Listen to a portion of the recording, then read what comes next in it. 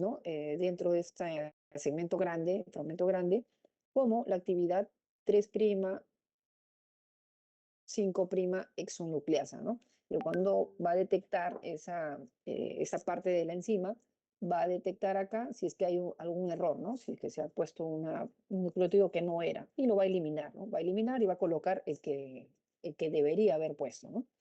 Y el segmento pequeño o fragmento pequeño tiene el centro activo 5', 3', ¿no? Que es el que yo le digo que, digamos, puede eliminar a lo que son los primers, ¿no? Y bueno, todo esto lo tenemos aquí, lo que ya les he estado mencionando, simplemente para que lo lean luego. En el caso de los procariotes, ¿no? Estamos aquí, estamos hablando de la coli, ¿no? Que es una procariota, también tiene polimerasas 2 y 3, ¿no? Entonces, en el caso de la polimerasa 2, no es necesario para la replicación y más que todo tiene una actividad en la reparación. Eso también estaba en el cuadrito que les mencioné antes, ¿no? La POL3 es así, es necesaria y además es muy importante para la replicación, porque yo les había mencionado que la POL3 forma todo un complejo grande, ¿no? Acá creo que lo vemos. Aquí está, ¿no? La POL3 llega a llamarse, incluso lo llaman bastante como holoenzima. ¿Por qué? Porque forma un complejo.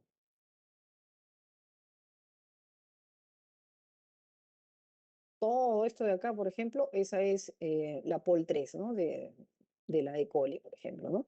Entonces, si ustedes ven, hay dos partes que, digamos, son las partes más importantes, porque una va a ir para la hebra líder, este, la hebra que va adelante, ¿no? Mientras que la otra va para la cadena continua, la cadena discontinua, la cadena retrasada, ¿no es cierto? Pero no solamente es eso, sino que va a estar con otras proteínas también, ¿no? Otras proteínas importantes, ¿no? Entonces, eso, el que se forme todo un complejo, ¿no? Va a hacer que sea altamente procesiva, ¿no? Ustedes recuerdan la procesividad, ¿no? ¿Qué cosa era la procesividad? ¿Se acuerdan?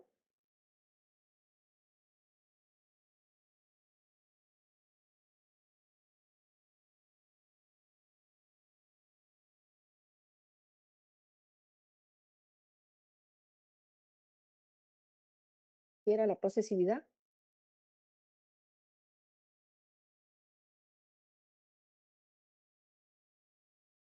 La procesividad de la enzima es la cantidad de nucleótidos que puede ir polimerizando la enzima hasta que suelte la hebra. No es que todo este complejo tiene que continuar, ¿no? Tiene que continuar. Entonces va a llegar un momento en que la suelta y vuelve a agarrarla, ¿no? Entonces es la cantidad de nucleótidos que va a ir polimerizando hasta que suelte la hebra, ¿no? Esa es la procesividad. Y es importante pues que sea altamente procesiva. Y como es todo un complejo grande, como ustedes ven, que tiene más de 10 proteínas, ¿no? 10 polipéptidos, entonces tiene una alta procesividad, ¿no? Es un dímero asimétrico, pues, ¿no? Y como ustedes pueden ver, cataliza la polimerización también a alta velocidad, porque aparte de ello tiene también una proteína que le puede ayudar, ¿no? ¿Se acuerdan cómo se llama? Hay algo también que le puede ayudar a una polimerasa que sea más rápida, que tenga mayor velocidad. ¿Alguien se acuerda de eso?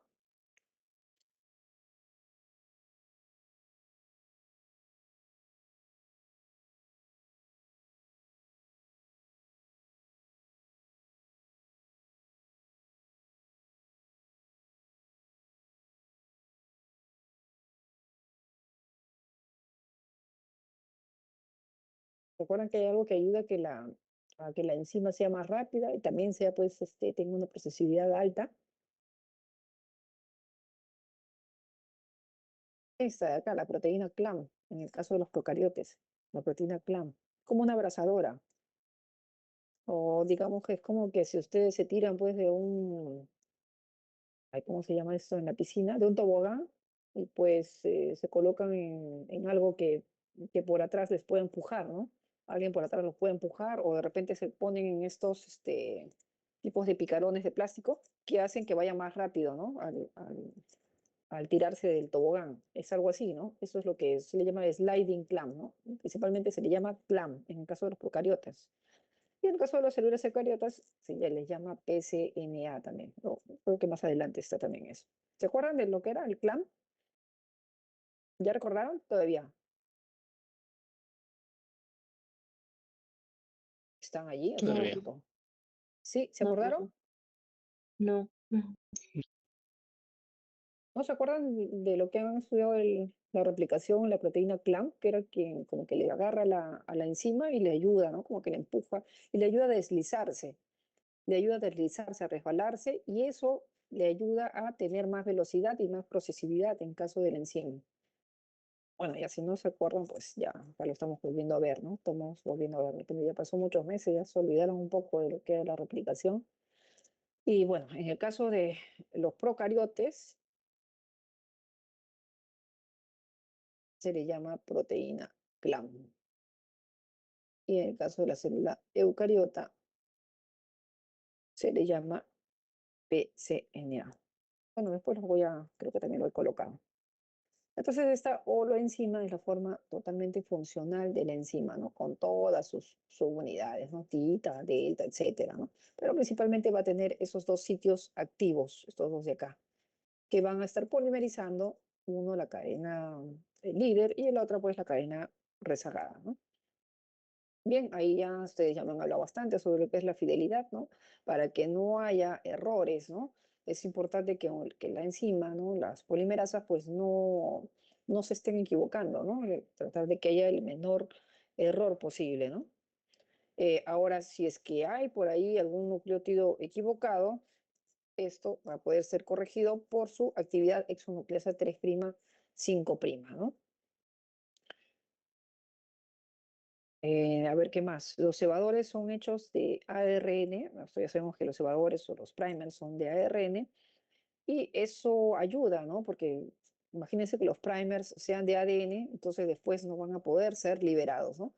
Es importante también mencionar que cuando se, mm, cuando se hacen o se fabrican los primers, ¿no? A nivel fisiológico, esto no lo va a hacer, lo va a hacer una polimerasa, ¿no? En el caso de los procariotas, por ejemplo, es una ARN polimerasa. En el caso de los eucariotas es una ADN polimerasa. Bueno, sea cual fuera esta enzima, no va a ser tan fiel. Es decir, en el caso de los cebadores, ahí pueden haber errores, ¿no? Entonces, por eso que es importante que estos primers sean ARN, para que luego puedan ser reconocidos, ¿no? Puedan ser reconocidos y puedan ser degradados, ¿no? Cuando estamos ahí los fragmentos de Okazaki, ¿no? En los fragmentos de Okazaki hay múltiples primers, mientras que en el otro fragmento, ¿no? En la hebra continua, ahí solamente hay un primer, ¿cierto? Procesividad, ya está ahí, ¿no? Número de nucleótidos añadidos antes de que se disocie la polimerasa, ¿no? ¿Qué más tenemos por ahí?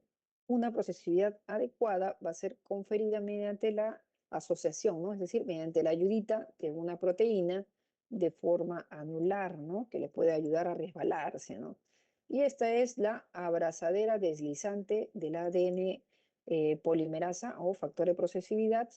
Va a rodear el ADN y actúa como un factor de movimiento, ¿no? Esto es todo lo que les he dicho sobre lo que era la proteína CLAM. Aquí está, ¿no? Esa abrazadera deslizante, ¿no? Esa de acá.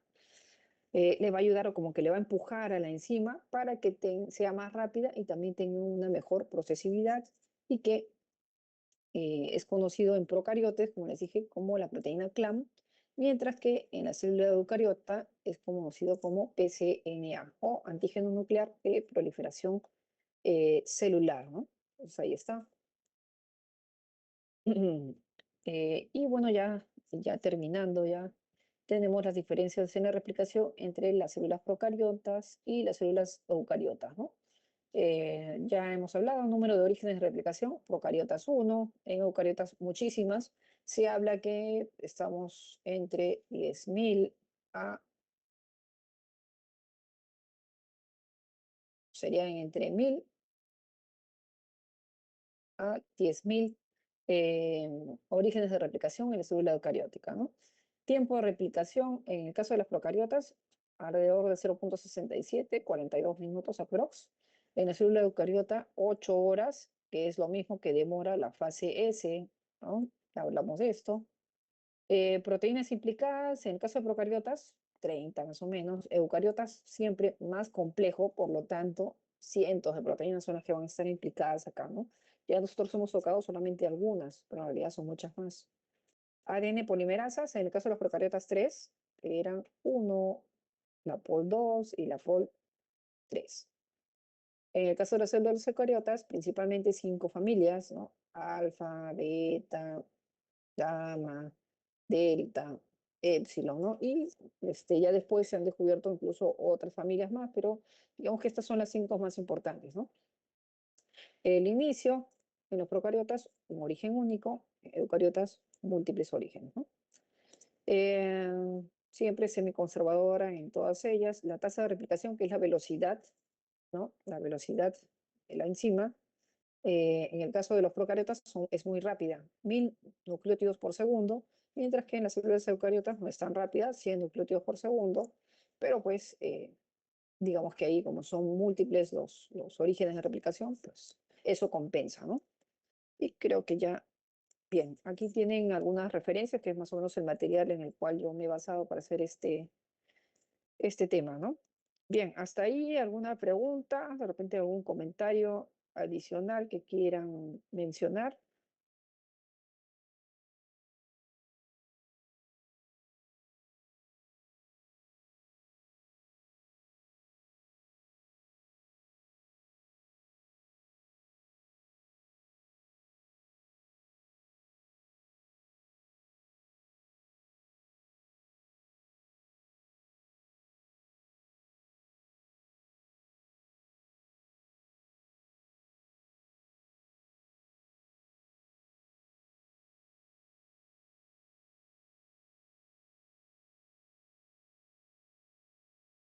Ok, no hay preguntas, todo está...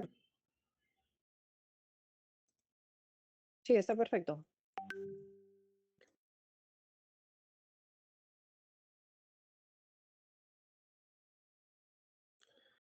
Bueno, muy bien. Buenas tardes, profesora, compañeros. Bueno, vamos a continuar con el seminario número 3, que es traducción, síntesis de proteínas. Los integrantes es Palacios García Ronnie, quien les habla, Carvajal López Johnny. Bueno, empezando con la traducción, por su definición. La traducción es el proceso mediante el cual la información genética contenida en el ARN mensajero se utiliza para sintetizar una cadena específica de aminoácidos, formando así una proteína. Se llama traducción porque pasamos de un lenguaje de nucleótidos, que es la adenina, uracilo, citosina y guanina, a un lenguaje de aminoácidos. Esto constituye la etapa final de la expresión génica, siguiendo a la transcripción. Se marca en el flujo de la información biológica descrito por el dogma central de la biología, ¿no? De la replicación, transcripción y traducción, por último. Bueno, continuando. Los componentes de la traducción, para que este montaje funcione, necesitamos de herramientas específicas, como el ARN mensajero, que lleva el código genético copiado del ADN en forma de codones, son un grupo de 3 letras. Cada codón indica qué aminoácido debe ir en cada posición. Tenemos el ARN transferencial también, que es el adaptador. Por un lado tiene un anticodón, que se une al codón de ARN mensajero y por el otro lleva el aminoácido correspondiente. Su función es asegurar que el aminoácido correcto llegue al lugar indicado. Y el ribosoma, que es pues, la fábrica o maquinaria del ensamblaje. El ribosoma sostiene el ARN mensajero y permite que los ARN transferenciales se unan a él para ir pegando los aminoácidos uno tras otro. Está compuesto por una unidad mayor y una menor, aminoácidos y enzimas. Los aminoácidos son las unidades monoméricas que constituyen la cadena polipeptídica. Tenemos también el aminosil ARN transferencial sintetasa, que son enzimas responsables de la esterificación de un aminoácido específico a su ARN transferencial correspondiente. Es un proceso conocido como carga. Y factores de traducción, que son proteínas auxiliares. Son factores de iniciación, elongación y terminación que regulan y optimizan la velocidad y la fidelidad del proceso. Bueno, empezando con las etapas de la traducción. En eucariotas tenemos la iniciación. La unidad pequeña del ribosoma se une a la región líder del ARN mensajero y el ARN mensajero se desplaza hasta llegar al codón de inicio, que es el auge, que es adenina, uracilo, guanina, que codifica el principio de la proteína. Se les une entonces el complejo formado por el ARN transferencial metionina. La unión se produce entre el codón del ARN mensajero y el anticodón del ARN transferencial, que transporta la metionina. Continuando con la elongación es el ciclo repetitivo mediante el cual la cadena de aminoácidos crece. Se puede dividir en estos momentos clave, que es la preparación y posicionamiento. Se completa el ribosoma al unirse a la unidad mayor, y el primer complejo de metionina ocupa el sitio P del ribosoma. El segundo complejo de ARN transferencial de glutamina entra al sitio A del ribosoma frente al codón correspondiente. En el segundo momento, que es la formación del enlace y translocación, se une el aminoácido previo de la metionina al nuevo de la glutamina mediante un enlace peptídico. Liberación y avance. El primer ARN transferencial se libera, el ribosoma se desplaza, que es translocación, moviendo la cadena creciente al sitio P y dejando el sitio A libre para el siguiente aminoácido. Crecimiento de la cadena. Este proceso se repite sucesivamente con los siguientes aminoácidos. En el caso de entra otro aminoácido, que es la cisteína, entra el sitio A, se une al péptido de metionina y glutamina, y el ARN transferencial anterior se libera. Lo mismo pasa con la leucina, el ribosoma se desplaza, entra la leucina al sitio A y se une a la cadena. Y tenemos la argina, se repite el ciclo, sumando la argina al péptido de metionina, glutamina, cisteína y leucina, ¿no? Ahí va a continuar mi compañero.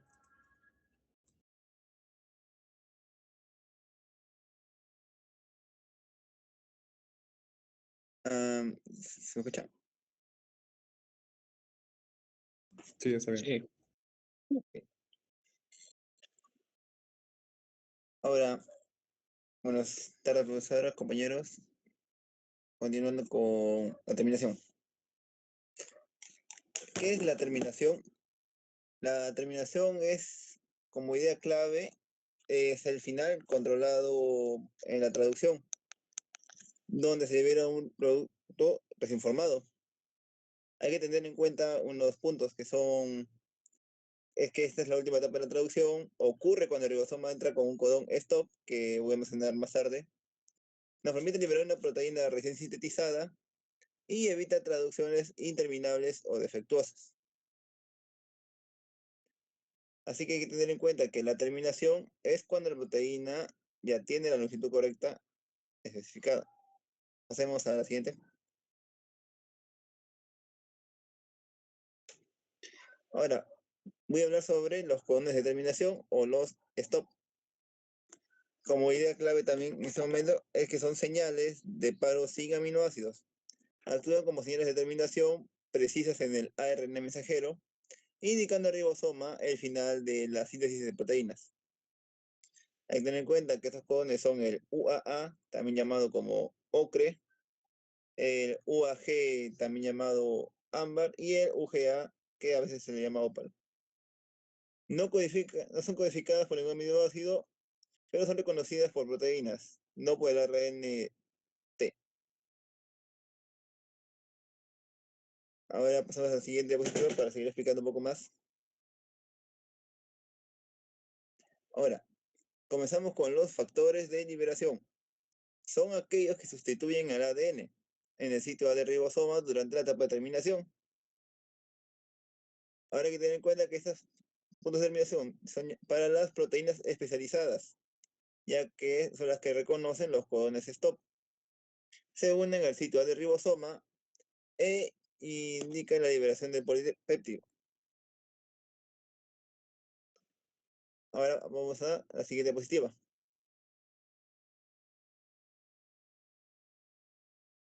Para continuar con los factores de liberación, ahora pasamos en procariotas.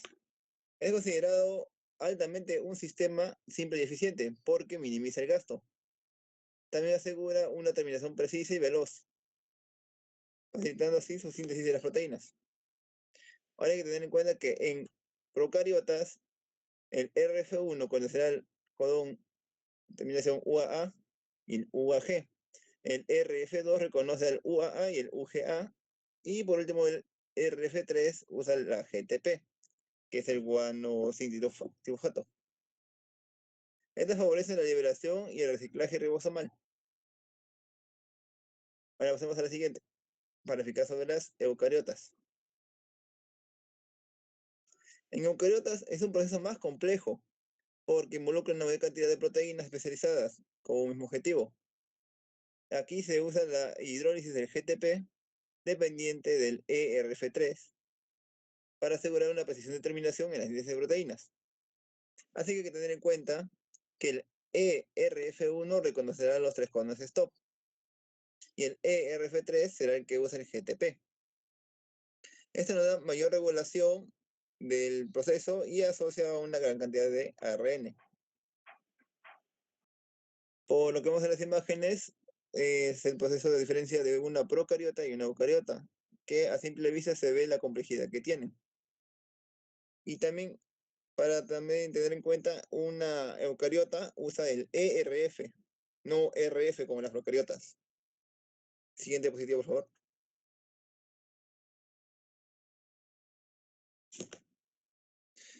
Ahora, ¿qué pasa cuando aparece un codón stop?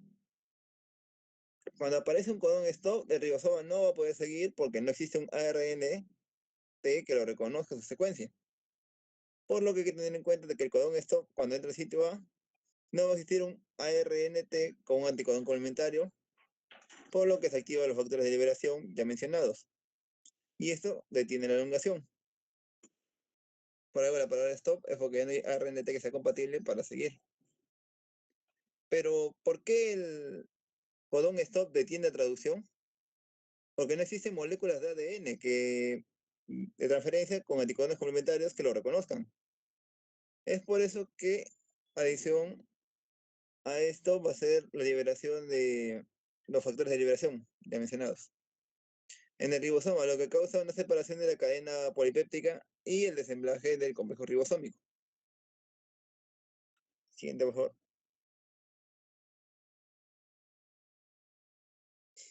Ahora, hablando con el mecanismo molecular de la terminación, también podemos decir que en una forma de idea clave es la reacción química precisa.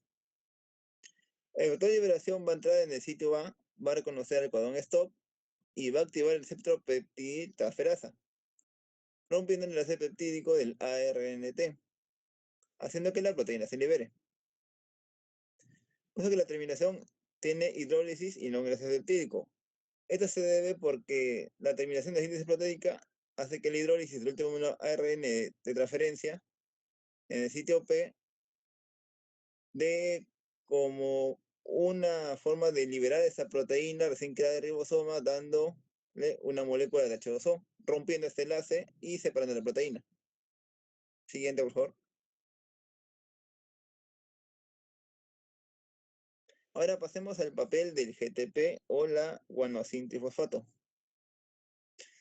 Es lo que nos asegura la precisión como fuente de energía para que sea así una asociación de los factores de liberación del lisosoma para la liberación del péptido. Ahora hay que tener en cuenta que el RF3 y el ERF3 son las que hidrolizan el GTP. Facilitan ese complejo y asegura que el proceso ya sea irreversible. Y es muy similar a la elongación cuando se usa el GTP. La hidrólisis pasa del GTP a GDP, permitiendo así un reciclaje de los componentes ribosomales para nuevas rondas de traducción. Siguiente, por favor.